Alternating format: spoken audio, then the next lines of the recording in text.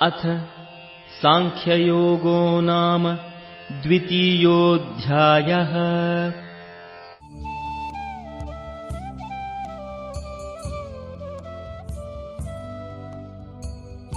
कर्मण्येवाधिकारस्ते मा फलेषु कदाचन मा कर्मफलहेतुर्भू मा ते संगोऽस्त्वकर्मणि।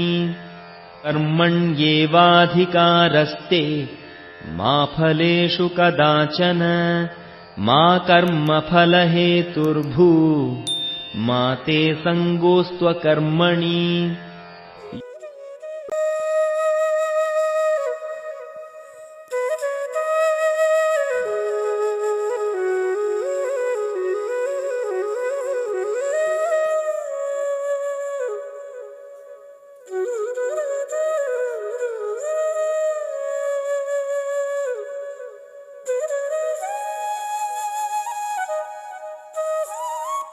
ధన్యవాదములు.